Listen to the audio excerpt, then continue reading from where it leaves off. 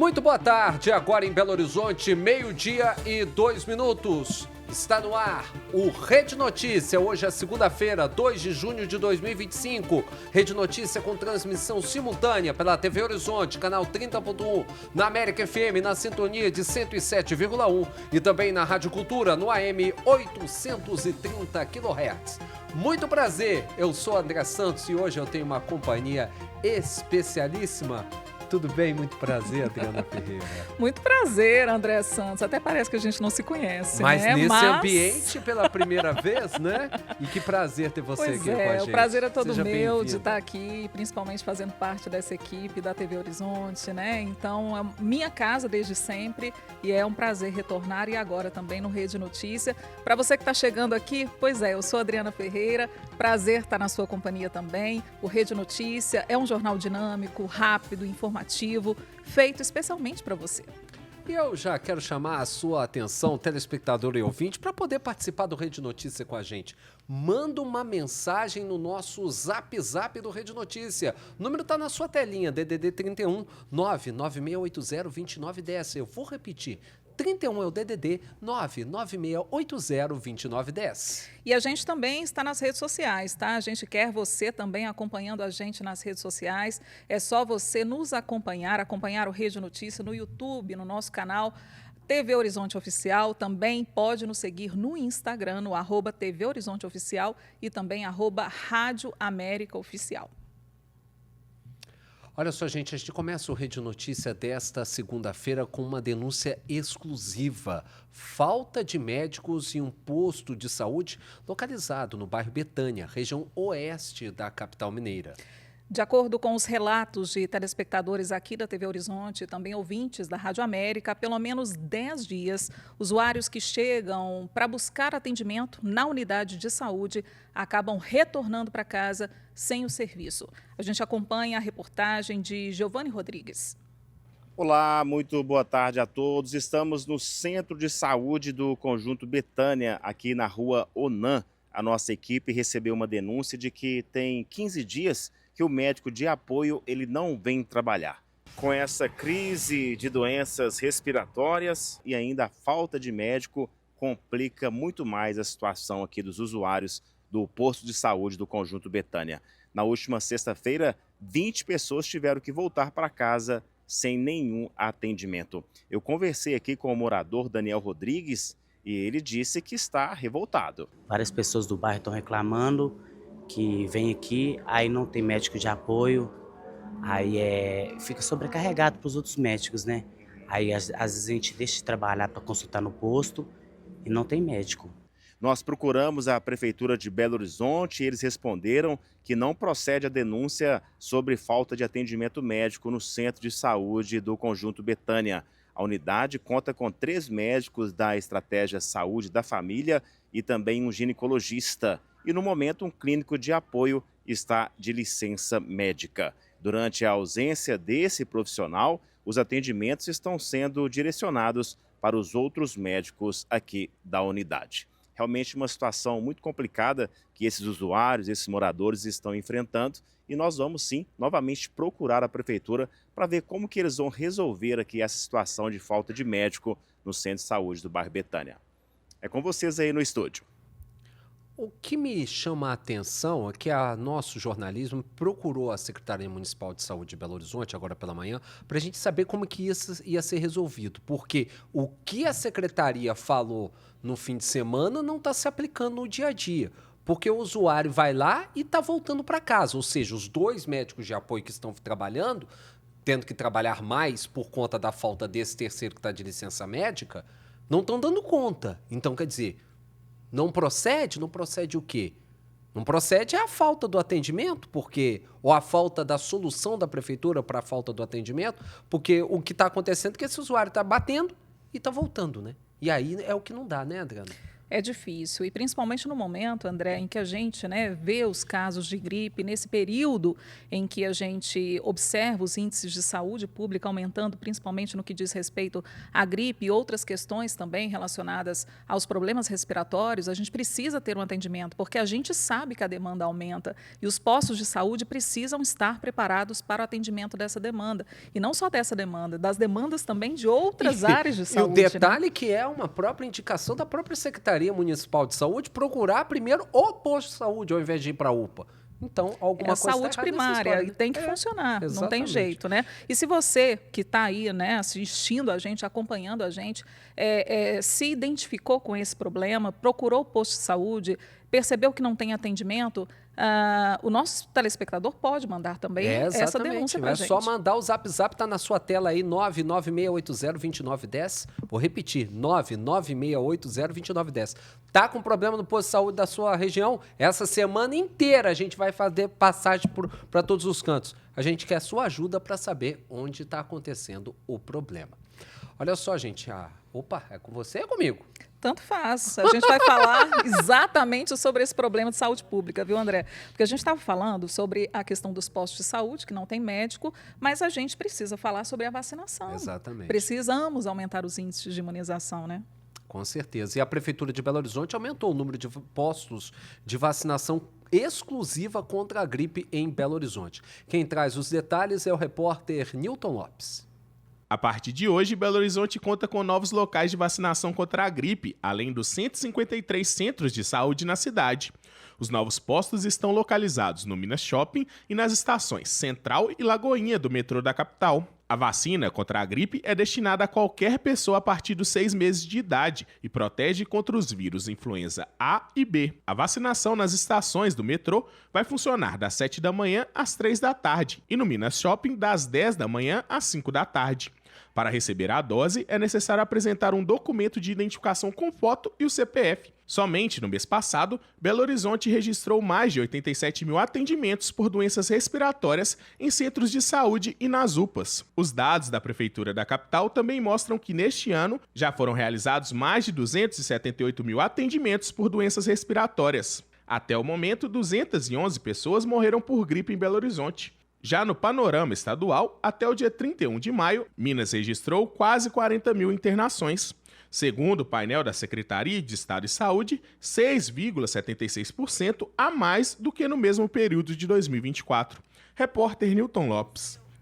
12:09 em Belo Horizonte. O governo federal investiga 8 casos de gripe aviária em Minas Gerais, de acordo com o painel de monitoramento do Ministério da Agricultura e Pecuária. Ao todo, são 6 galinhas em Ribeirão das Neves, outras em Mateus Leme, Bom Despacho, Lagoa da Prata e Divinópolis e Novo Cruzeiro, além de 2 pombos, um em BH e outro em Santo Antônio do Monte. Até o momento, gente, o único caso confirmado da doença foi em um cisne negro, num sítio em Mateus Leme, na região metropolitana de Belo Horizonte. O Ministério da Agricultura e Pecuária investiga outros 4.063 casos da doença em todo o país. É bom a gente lembrar que até agora não tem nenhum caso confirmado em granja e, mais uma vez, você pode comer carne de frango, pode comer ovo, não tem nenhum tipo de problema. A forma de contágio direta entre o homem e os animais é só se tiver contágio entre um homem e o animal com a doença, contaminado pela doença. Fora isso, não tem como pegar gripe aviária, tá, gente? Olha, o lixômetro no Hipercentro de Belo Horizonte busca conscientizar a população sobre a preservação do espaço público. Vamos saber detalhes dessa iniciativa da Prefeitura de Belo Horizonte com a repórter Letícia Bessa. Quem passar nesta semana pela Praça 7, no Hipercentro de Belo Horizonte, vai se deparar com um lixômetro instalado pela Prefeitura da capital. O equipamento fica no canteiro central da Avenida Afonso Pena, em frente ao monumento popularmente conhecido como o Pirulito da Praça 7. Até a próxima sexta-feira, dia 6, a estrutura vai reunir todo o lixo varrido da Praça 7 dentro do recipiente, que é composto por 3 caixas de acrílico transparentes de 2 metros quadrados cada um. O objetivo, segundo a Prefeitura, é conscientizar a população sobre a conservação da cidade, sensibilizando as pessoas que transitam pelo centro sobre a importância de colaborar com a limpeza dos locais públicos. Ainda segundo o Executivo Municipal, a equipe de mobilização social da SLU, a Superintendência de Limpeza Urbana, deve abordar comerciantes e pedestres ao longo da semana com orientações sobre os serviços de limpeza na região. Repórter Letícia Bessa. E a gente vai falar também sobre uma outra iniciativa aqui em Belo Horizonte. Vamos falar sobre o novo banheiro autolimpante que foi inaugurado pela Prefeitura de Belo Horizonte no fim de semana na Rua Sapucaí. Rua Sapucaí, que é uma das ruas mais tradicionais, né, aqui da cidade, um dos principais pontos, principalmente da gastronomia da capital mineira. O espaço público é o terceiro instalado no hipercentro de BH pela Prefeitura da capital mineira. Os outros dois funcionam desde o ano passado na Praça da Estação e na Praça Rio Branco, a famosa Praça da Rodoviária. Vamos conversar ao vivo com a repórter Erlane Grace, que deu um giro por todos esses locais para ver como que anda o funcionamento do serviço. O Erlane, o pessoal que passou pela Sapucaí no fim de semana elogiou a instalação desses banheiros autolimpantes. Só que a gente tinha reclamações e informações que os outros dois não estavam funcionando tão bem assim não. Como é que tá o panorama nesses banheiros autolimpantes? Muito boa tarde.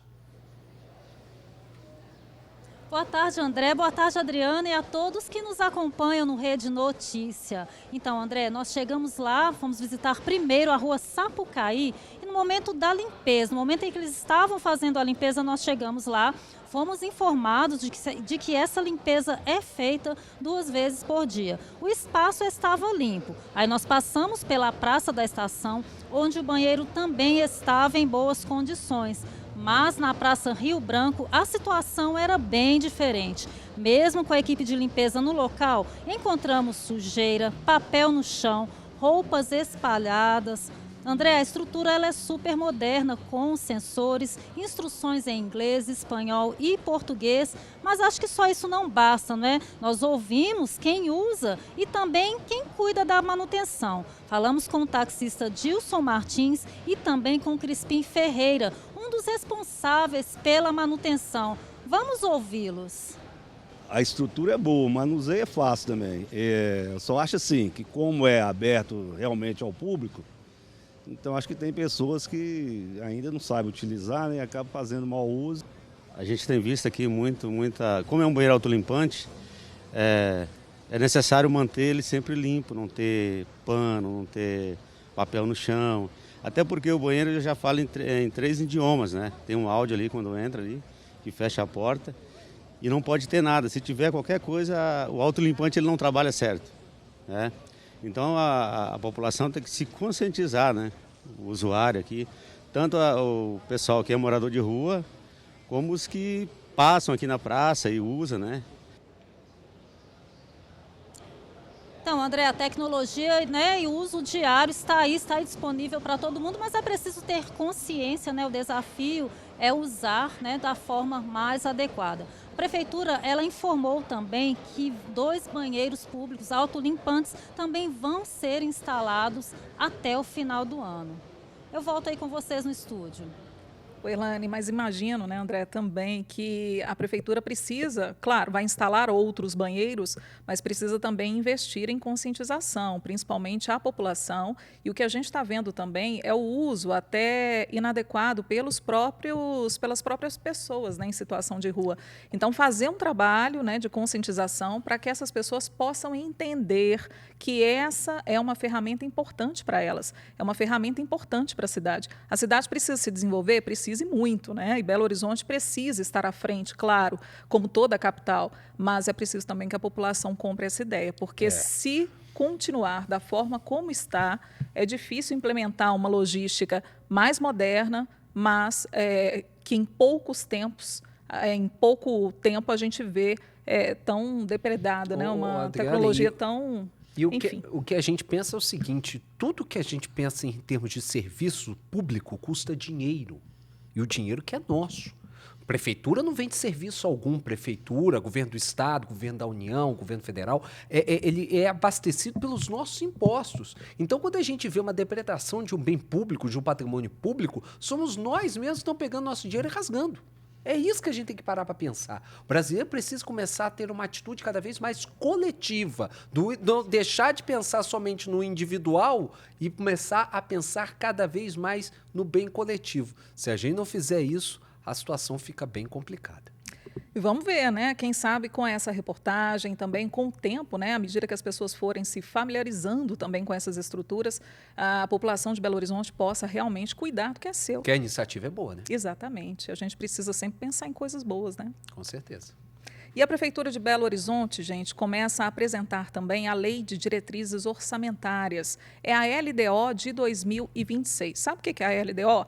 É aquele dinheiro que vai ser aplicado na saúde, na educação, no transporte público. Então, é preciso fazer um planejamento anterior para que assim a Prefeitura saiba onde exatamente cada área, né, vai receber de recursos. Então, esse planejamento é feito, é enviado para a Câmara e para esse ano a expectativa da Prefeitura de Belo Horizonte é de que as contas do município tenham um déficit de 580 milhões de reais, André. A própria Adriana já falou o que é a LDO, mas eu vou tentar explicar um pouquinho mais para vocês. Em linhas gerais, essa lei de diretrizes orçamentárias, ela vai elaborar a elaboração da lei do orçamento anual do ano seguinte, ou seja, para 2026. O que a prefeitura vai fazer com a grana em 2025 já foi determinada no ano passado. A LDO ela estabelece as prioridades para a aplicação dos recursos, a estrutura orçamentária e a execução de todo esse dinheiro, da colocação desse dinheiro.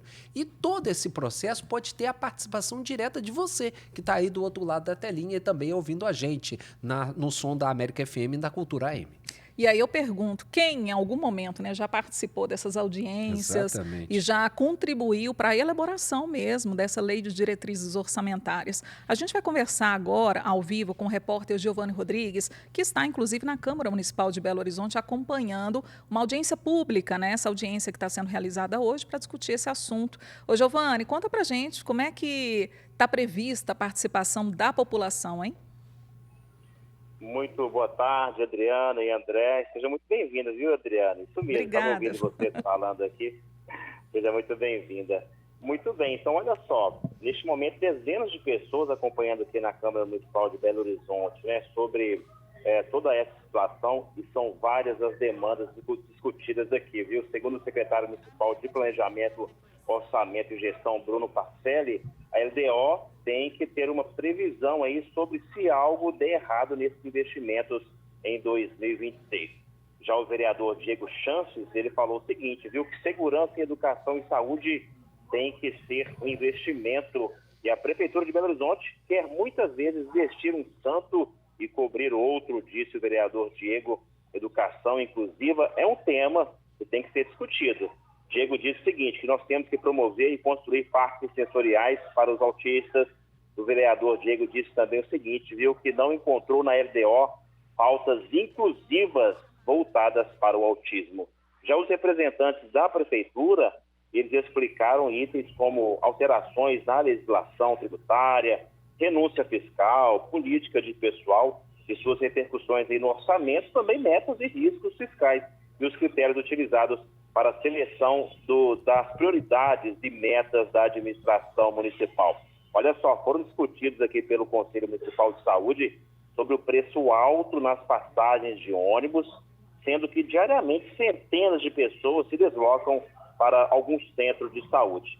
Eles falaram o seguinte, que em 2025 não foi fornecido nenhuma prótese dentária na rede SUS e foi falado sobre a efetivação de próteses dentárias para as pessoas, né, terem mais qualidade de vida. E ainda sobre a saúde, foi falado aqui também o seguinte, olha, para cuidarem das UPAs, né, pois a UPA Leste, por exemplo, não tem elevadores funcionando. 50% das emendas orçamentárias são para a saúde, mas muitas vezes são rejeitadas e é preciso aí rever essa situação. Vários assuntos, como eu falei, várias demandas, né? Então, olha, a população aí, ela pode participar aí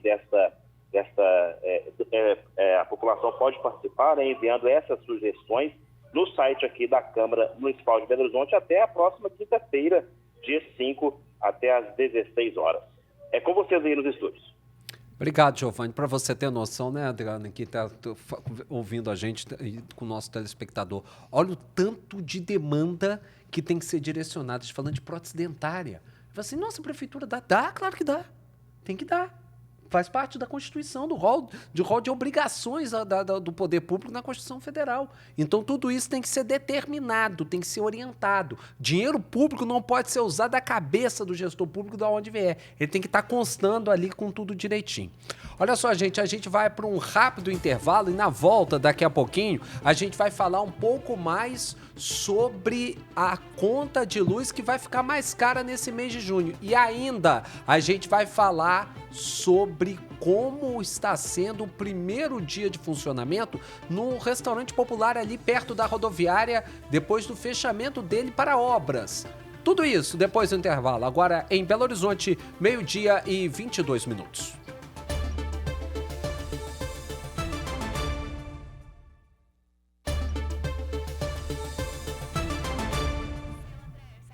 Estamos de volta com o Rede Notícia, agora em Belo Horizonte, 12h25. Secretários, aliás, vamos voltar falando sobre o primeiro dia de funcionamento do restaurante popular de Belo Horizonte, aquele ali da rodoviária, o Herbert de Souza, o Betinho, que está fechado a partir de hoje para reformas na parte interna desse restaurante popular, que é de extrema importância, é o que mais atende o número de pessoas, principalmente pessoas em situação de vulnerabilidade extrema, pessoas moradores de rua, né, em situação de rua, e que dependem muito desse equipamento de serviço para poder ter o pão de cada dia, tomar café da manhã, almoçar e jantar, né, E para quem trabalha naquela região, André, é importantíssimo também, porque é uma alimentação de qualidade, com custo muito baixo. Então, quem depende, né, de uma alimentação fora de casa, o restaurante popular é uma alternativa e tanto. Para nesse período, gente, ele vai ficar fechado para reformas. O funcionamento não vai ser interrompido. Então, o funcionamento continua, mas a gente vai saber como é que vai ser essa logística direitinho, né? Vamos acionar a repórter Lani Grace, que está lá ao vivo no restaurante popular, acompanhando esse primeiro dia de funcionamento, para explicar tudo que está acontecendo por lá, como é que está o funcionamento hoje. Erlane está aí na parte interna, que estaria lotada nesse momento, mas por hoje, realmente, a partir de hoje, o funcionamento por aí vai ser diferente, né, Erlane? Boa tarde. Boa tarde, André, Adriana e a todos que nos acompanham novamente. Agora eu estou aqui no restaurante Herbert de Souza, um restaurante popular que fica aqui no centro de BH, e a partir de hoje ele vai fechar as portas. Mas calma, é por um bom motivo. Ele vai passar por uma reforma necessária e aguardada aí há muito tempo, e a prefeitura garante que ninguém vai ficar sem atendimento durante este período. Quem está ao meu lado aqui, ao vivo comigo, é a diretora de Unidade de Alimentação Popular, Emanuele Zibral. Diretora, boa tarde. Como vai funcionar esse atendimento durante as obras e a população em situação de rua e os demais usuários? Como vai ser o acesso deles às refeições? Bom, boa tarde. Então, nesse período que as obras estarão acontecendo nas partes internas do restaurante, na cozinha, no refeitório, nos banheiros, o restaurante vai estar fechado, mas vai estar atendendo normalmente o público por meio de marmitex. Então, a população em situação de rua poderá vir até a unidade e receber tanto o café da manhã, o almoço e o jantar normalmente. O público demais pode acessar as outras unidades dos restaurantes populares. A mais próxima aqui da área central é o restaurante popular Josué de Castro, que fica na área hospitalar, mas lembrando que o restaurante popular de Venda Nova e o restaurante popular do Barreiro e o refeitório que fica na Câmara Municipal também estão em funcionamento normalmente. Então essa é a orientação para que ninguém fique aí desassistido, procurar as outras unidades. Justamente, né? As outras unidades estarão funcionando normalmente e o público pode se dirigir até elas para poder fazer as suas refeições. Eu saliento apenas que o horário de atendimento para a população em situação de rua no restaurante popular Herbert de Souza vai mudar o horário de atendimento do almoço, que passará de 11 às 13 horas. Então é importante o público estar atento a isso. Certo. Em relação à previsão de volta, para o atendimento voltar ao normal, tem alguma previsão? A previsão para que as obras na parte interna do restaurante finalize é de 5 meses, ou seja, né, próximo a outubro aí a gente deve estar com as obras concluídas para que a população possa acessar novamente o restaurante. Ok, muito obrigada, Emanuele, pela sua participação aqui. Olha só, gente, a reforma mesmo ela vai até abril do ano que vem. O investimento para a obra foi de 3.300.000. Após essa reforma, a promessa é de que o atendimento volte a funcionar normalmente. Volto com vocês. Obrigado, Erlane. Importante a reforma tem que acontecer, tem muito tempo que esse espaço público está depredado, muitas reclamações, principalmente a questão dos banheiros, mas o funcionamento dele é de extrema importância. A gente está falando de gente que se não comer ali, não come em lugar nenhum, fica sem comer. Então, não é só uma questão de um bom atendimento, é questão de salvar a vida mesmo, sabe? Levar gente que tenha comida ali para não ter que, para buscar comida, tem que praticar um ato de criminalidade. Vai muito além disso. Olha só, secretários e gestores de órgãos do governo de Minas Gerais voltam, a partir de hoje, à Assembleia Legislativa de Minas Gerais para prestar contas aos parlamentares. É mais uma ação do Assembleia Fiscaliza, que começa nesta segunda-feira e termina no dia 12 de junho. Gente, esses encontros são feitos dentro das comissões e, além de apresentar resultados e ações, os convidados, ou seja, os secretários, eles respondem a perguntas de deputados e, inclusive, nessa segunda-feira, a prestação de contas vai ser feita pelas Secretarias de Estado de Governo, da Casa Civil e também da Comunicação Social. E o encontro está marcado para as 14h dentro da Comissão de Administração Pública. Olha só, gente, que péssima notícia. A conta de luz está mais cara nesse mês de junho. A ANEEL, a Agência Nacional de Energia Elétrica, acionou a bandeira vermelha e os consumidores vão ter um custo extra de R$ 4,46 a cada 100 kWh consumidos. Gente, segundo a agência, a medida ocorre por causa da redução no volume de chuvas e também da diminuição da geração de energia por hidrelétricas. Inclusive, o engenheiro de eficiência energética da CEMIG, Wellington Adriano de Castro, ele vai explicar para a gente agora o que levou a ANEEL a adotar essa medida e também os impactos para o consumidor. A cada 100 kWh consumidos pelo cliente, existe uma cobrança extra, uma cobrança adicional de R$ 4,46. Isso significa que aquela pessoa que já está em consumo normal, ela vai pagar esse adicional justamente porque os reservatórios não estão da melhor maneira. A gente já entrou no período de estiagem, e o indicativo no mês passado, que era a bandeira amarela, já demonstrava isso. Então, é necessário que os clientes tomem mais consciência na utilização da energia. E aí a pergunta que fica é a seguinte: como que a gente economiza para poder não sentir no bolso esse problema que não fomos nós que causamos? O engenheiro de eficiência energética da CEMIG, o Wellington Adriano, traz aí algumas dicas. Equipamentos muito antigos devem ser pensados, deve ser planejado de repente sua substituição. Equipamentos que tendem a aquecimento do tipo chuveiro, air fryer, também devem ser vistos se estão da melhor forma. De repente um eletrônico mais antigo que está ali no stand-by pode ser retirado da tomada e só ligar quando for utilizar, também é uma opção. Se ainda não houve, por exemplo, substituição de todas as lâmpadas por lâmpadas LED, que faça dessa forma. E aí a gente vai dar uma pausa agora, a gente vai para um rápido intervalo, André? E daqui a pouquinho a gente volta com a nossa entrevista, o nosso Rede Notícia Entrevista com o deputado estadual Lucas Lasmar, do Rede Sustentabilidade. É daqui a pouquinho.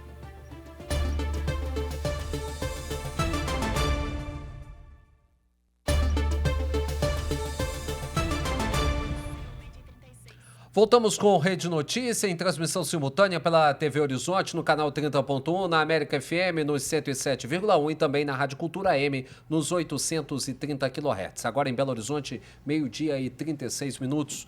Vamos conversar agora com o deputado estadual Lucas Lasmar, da Rede Sustentabilidade. Entre outros assuntos, vamos falar sobre o PROPAG, o Programa de Pleno Pagamento da Dívida dos Estados, e também sobre o sucateamento das estruturas de saúde da FEMIG, da Fundação Hospitalar de Minas Gerais. Obrigado, deputado, por ter atendido o nosso convite. Boa tarde. Boa Seja tarde, bem-vindo à André, Rede Notícia. Adriana, é um prazer estar aqui para a gente falar desse projeto mais importante da última década que vai discutir na Assembleia, que é o PROPAG, que é uma nova negociação da dívida do Estado, que é uma dívida que é possível ser paga.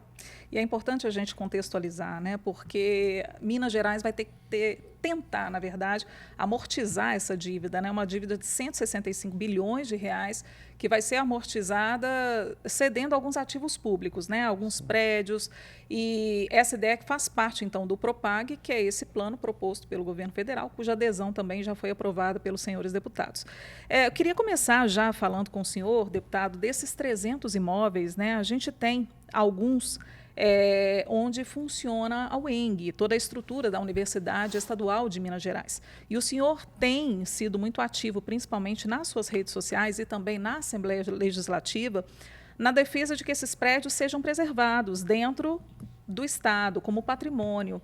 Eu queria que o senhor falasse mais a respeito disso. Bom, é importante destacar que eu enxergo que o Zema negligenciou essa dívida desde o início do seu mandato e agora a gente vê que o Propag, né, que foi um projeto do próprio senador Rodrigo Pacheco e liderado na Assembleia pelo nosso presidente Tadeu Martins Leite, vem para trazer uma nova forma de pagamento da dívida. O regime de recuperação fiscal é impagável. Incide sobre um juros de IPCA mais 4%. Que, aliás, não foi nem aprovado pelos deputados, né?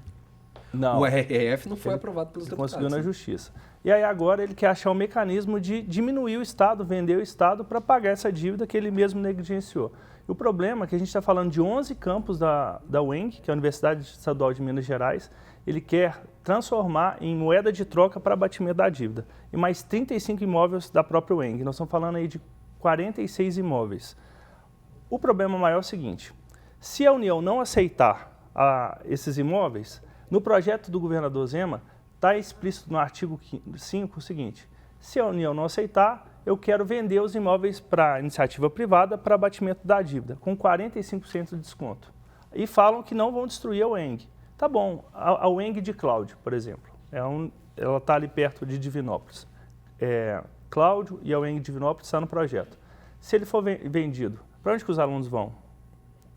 Então o Estado vai pagar aluguel para quem comprar? Quanto vai custar isso? Então falta muita transparência. Eles estão querendo vender o Hospital Resoleta Neves, a Unimontes, eles querem vender a Fazenda São Judas Tadeu da FUNED, que está aqui em Contagem, que produz, né, o plasma para produzir o soro, para a gente poder colocar, né, os antídotos dentro dos prontos atendimentos municipais e hospitais. Então a gente vê que realmente o Estado, o governador, não está preocupado quais são as consequências. Ele quer achar os 20% que ele precisa dar de entrada para entrar no Propag, que é em torno de 36 bilhões de reais. Só no mandato do governador Zema, 50% da dívida é dele. Ele aumentou ela porque ele não estava pagando. Então a gente não pode permitir que ele venda esses imóveis. E está contemplado imóveis da própria FEMIG, que é a Fundação Hospitalar do Estado de Minas Gerais, que é o grande polo hospitalar do Estado de Minas Gerais, que está aqui na região metropolitana. Agora, deputado, vamos fazer aqui meio que de advogado do diabo.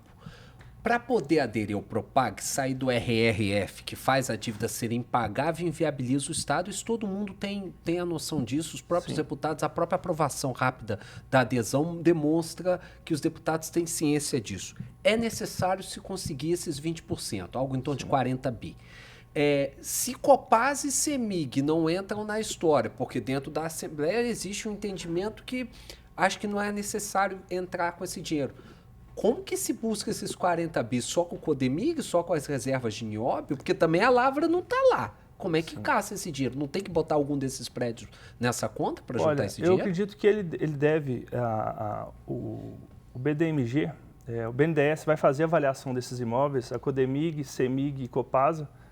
Na federalização, eu entendo que não precisa passar pelo referendo que está na lei estadual, porque ele não está vendendo ela, ele está entregando com o direito de compra lá na frente. O senhor é favorável que se esses ativos juntando Codemig, Codenge, Copaz e CEMIG, você é favorável que Copaz e CEMIG entrem nesse pacote? Olha, quando o Estado fala que é eficiente, que faz uma boa gestão, ele tem que fazer com o mesmo recurso que todos os governadores tiveram, melhor. E a gente não está vendo isso. O Estado está destruindo a CEMIG. O exemplo que nós, deputados estaduais, não estamos conseguindo há 2 meses marcar reunião na CEMIG. Eles fizeram uma demissão em massa e empresário está sem resposta, até os que querem investir no Estado. Então, às vezes, o caminho é realmente a federalização, não a venda. A federalização para que a gente possa achar um caminho o governo federal fazer investimentos, por exemplo, a Copasa. Ela entregou quase 1 bilhão de dividendos nos últimos 5 anos. Onde que o governo colocou esse dinheiro? Ele poderia estar investindo nos municípios para resolver questão de saneamento básico que impacta na saúde pública. Então, é falta de prioridade, é falta de gestão e falta realmente de um planejamento de Estado. Por exemplo, a gente vê o governador Zema e até mesmo o Matheus Simões, eles estão fazendo inaugurações através de emendas parlamentares de deputado. Eles não conseguem entregar nada e estão pegando carona nas próprias emendas dos deputados. Então, infelizmente, a gente espera a avaliação para a gente ver qual é o valor para achar um caminho, mas não destruindo uma universidade estadual que demorou anos para serem construídas, não uma rede FEMIG e nem a Unimontes. O senhor logo no início já falou assim, é uma dívida que pode ser paga. Isso. Né? De que forma? E aí eu coloco também, já que imagine, por exemplo, que esses prédios, esses 35, que o senhor, né, tem Sim. trabalhado para que não sejam dados aí ao governo, né, vendidos ao governo, e esses 11 da UENG, o que entra de contrapartida? Qual caminho? Há uma sinalização de qual caminho seria esse? Bom, na mensagem que o governador manda, ele fala que os imóveis que estão sendo transformados em moeda de troca seriam somente os inutilizados. Isso não é verdade. Por exemplo, eles querem doar, fazer isso com os imóveis da Fundação Getúlio Vargas. O imóvel lá em Oliveira da minha cidade tem uma APAI dentro do imóvel. E aí? Nós vamos expulsar uma APAI que está lá há 70 anos? Então, é falta de habilidade política de fazer uma construção que seja transparente e que traga segurança, tanto para os deputados votarem, tanto os de oposição e de base. Então, a gente precisa ver qual é a avaliação que o BNDES vai fazer em cima dos ativos maiores, buscar os imóveis que estão vazios e uma sugestão ao governador Zema. Diminua as isenções fiscais, que aumentaram em quase 20 bilhões ano. Ele quase duplicou as isenções fiscais para os companheiros de campanha dele, que você pode olhar aí no Divulga Cande, que quem recebeu a isenção fiscal foi o que doou na campanha dele. Então, a transparência, a gente precisa achar um caminho para o Estado. Ele precisa entregar um Estado mais forte do que menor, porque o discurso foi que ele colocou as contas em dia. E, na verdade, chegou a conta para ele e ele está tendo que se explicar por que ele conseguiu pagar o salário em dia. Então, as pessoas precisam entender. E toda vez que a gente fala essas informações, as nossas opiniões no parlamento, as pessoas sempre falam assim, mas e o PT? Mas a direita e a esquerda? Nós temos que discutir os problemas do Estado. E a gente está vendo que o governo não está achando um caminho saudável. Por exemplo, se não fosse o senador Rodrigo Pacheco e o Tadeu Martins Leite, presidente da Assembleia, não existiria Propag. A gente estaria no regime de recuperação fiscal, servidores sem reajuste há mais de 7 anos, há 5, 6 anos. Então, a gente precisa entender o que vai ser deixado de um legado no governo Zema. Nós estamos conversando com o deputado estadual Lucas Lasmar, da Rede Sustentabilidade, sobre a tramitação dos projetos de adesão de Minas Gerais ao Programa de Pleno Pagamento da Dívida dos Estados, o Propag. Nós vamos para o intervalo e daqui a pouquinho a gente volta para conversar um pouco mais sobre esse assunto. Agora em Belo Horizonte, 12h e 45 minutos.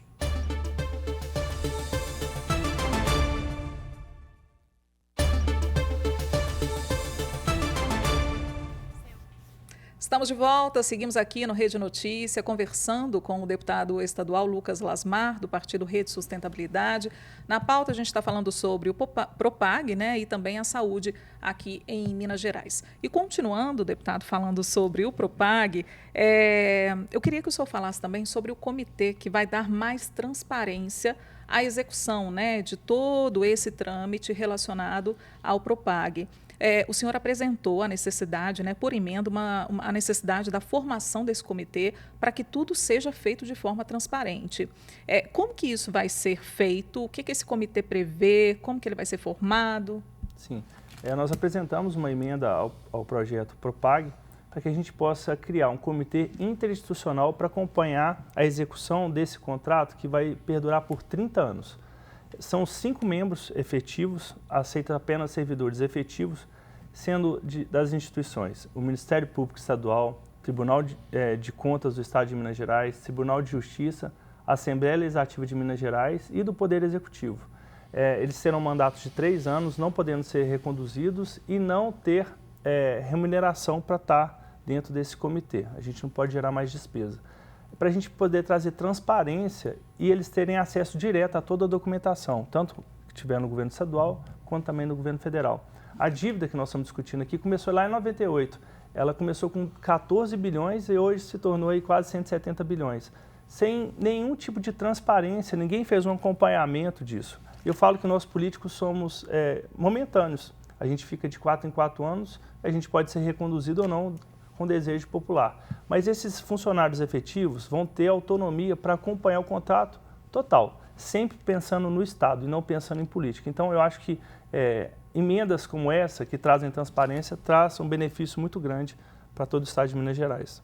Ô, deputado, um outro projeto que está tramitando também agora na Assembleia, que é muito polêmico, é o que transfere a gestão dos hospitais da rede FHEMIG, tira da mão da FHEMIG e passa para um serviço terceirizado, com a criação de um serviço social autônomo gerido pelo governo do Estado, junto com prefeituras. O senhor é um dos críticos mais ferrenhos, mais ferozes dessa proposta. O senhor, inclusive, está encabeçando um processo de colher assinaturas no plenário, assinaturas no Parlamento Mineiro, para a criação de uma comissão parlamentar de inquérito para fazer uma investigação sobre a situação atual da FHEMIG.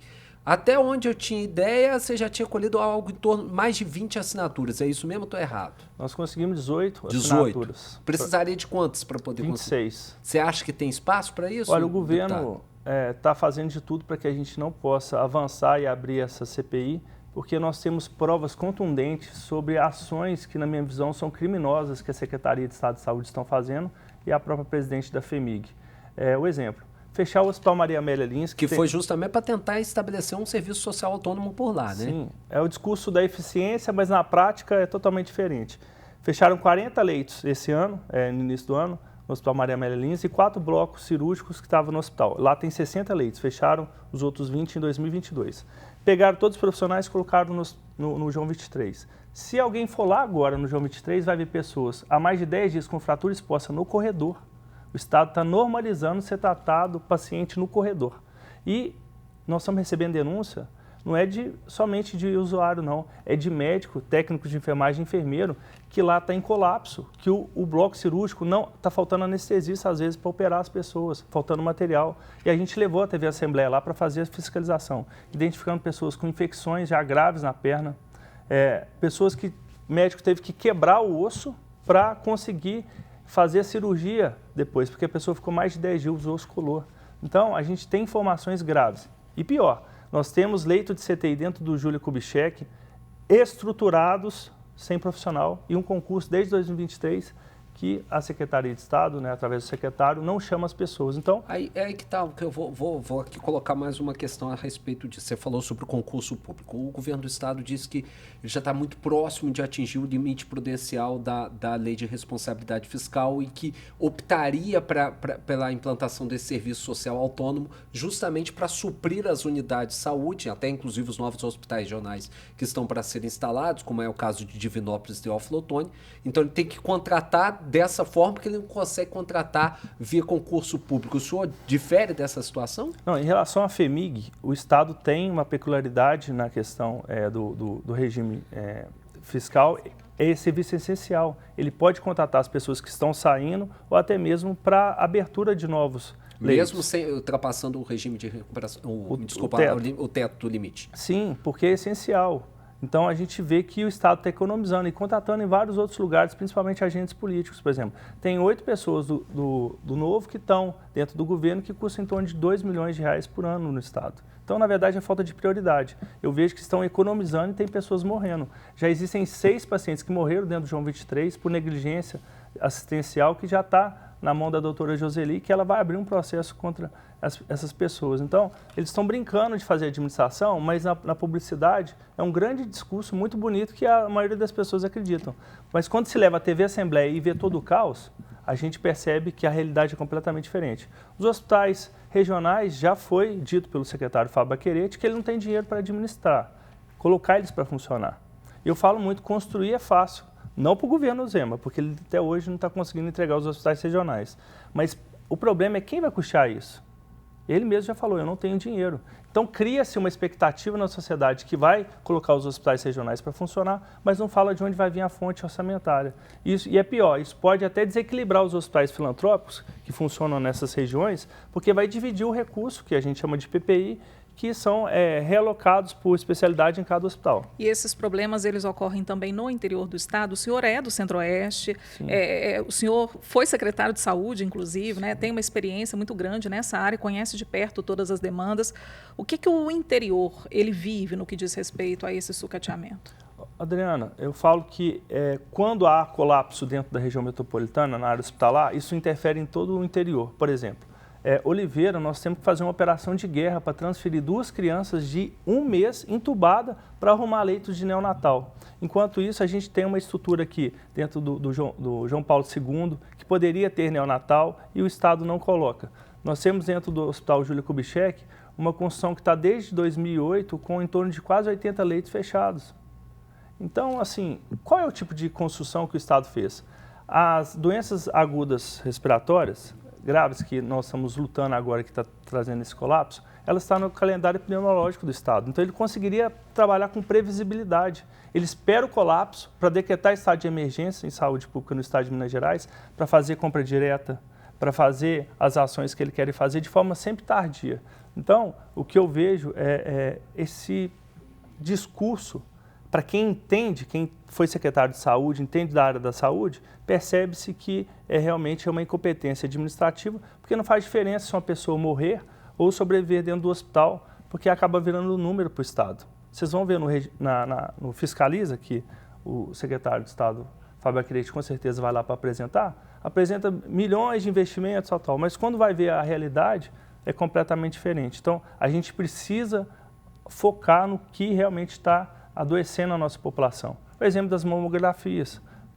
O estado de Minas Gerais está caindo no número de mamografias. Se você for olhar no passado, o Zema e todo o seu grupo fez um discurso lindo que entregou mamógrafos novos para várias regiões. E nós, deputados, não temos autonomia de conseguir indicar mamógrafos digitais para o interior afora, porque eles falam que tem que regionalizar as coisas. Na verdade, a gente está deixando as nossas mulheres à mercê de um exame tão básico, que é de R$100. Queremos agradecer o deputado estadual Lucas Lasmar, do Rede Sustentabilidade, por estar aqui conosco. Muito obrigado, deputado. Passa rápido, né, deputado? Passa rapidinho, mas obrigado pela sua presença aqui. Muito obrigado. As portas sempre abertas da Rede Catedral de Comunicação Católica para o senhor. Obrigado. Obrigada, deputado, pela participação. Que sucesso, viu? Pelos trabalhos, né? E também são muitos desafios que estão por vir, viu? Sempre estaremos defendendo a saúde pública do Estado. Obrigada. E termina aqui, André Santos, o nosso Rede Notícia Entrevista, agradecendo, claro, a participação, né, do deputado Lucas Lasmar, do Partido Rede Sustentabilidade, e também, né, agradecendo a companhia de todo mundo que estava aqui conosco. E você que está assistindo a gente na TV Horizonte, nos ouvindo na América FM, na Cultura M, não esqueça de acompanhar nossas redes sociais. No Instagram é o @TV Horizonte Oficial, também o @Rádio América Oficial. Você fica agora com o Bola na Rede, Júnior Brasil, repercutindo todas as novidades do mundo da bola. Cruzeirão cabuloso ali, próximo da liderança. O Galão também não deixando fugir. Tudo isso PSG? Agora. E o PSG, né? Campeão da Europa, campeão da Champions pela primeira vez. Tudo isso e muito mais na sequência da nossa programação. Rede Notícia volta amanhã, ao meio-dia. Tchau, tchau.